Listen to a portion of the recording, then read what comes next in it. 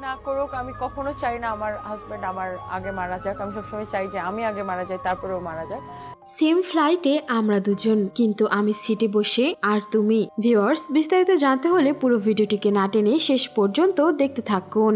স্বামীকে নিয়ে এবার দেশে ফিরলেন রুবায়েত ফাতেমা তনি, আর এরপরে এমনই একটি ক্যাপশন দিয়ে পোস্ট করেছেন যেটাতে তনি যে কতটা কষ্টে আছেন সেটা বেশ ভালোভাবেই ফুটে উঠেছে। ব্যাংককে যাবার সময় দুজনেই ছিলেন, কিন্তু এখন ফিরতে হয়েছে একা। গতকালকেই তনির স্বামী সাদাত রহমান এই দুনিয়ার মায়া ত্যাগ করে পরলোকে গমন করেন, যেটি কিনা তনি নিজেই তার ভেরিফাইড ফেসবুক পেজে পোস্ট করে সকলকে জানিয়ে দিয়েছিলেন। অনেকেই তনিকে সান্ত্বনা দিচ্ছেন, তবে কি এই কষ্ট ভোলা যায়? দুইটি সন্তানকে কি করেই বা সামলাবেন তনি, সেটা নিয়েও বড় একটা টেনশন।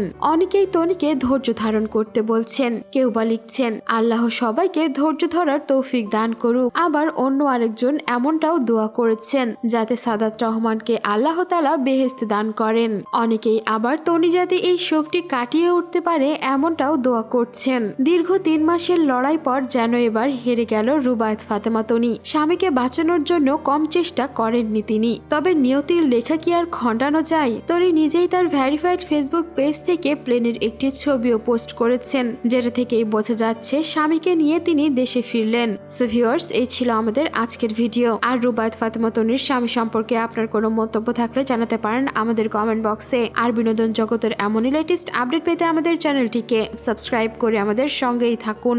ধন্যবাদ।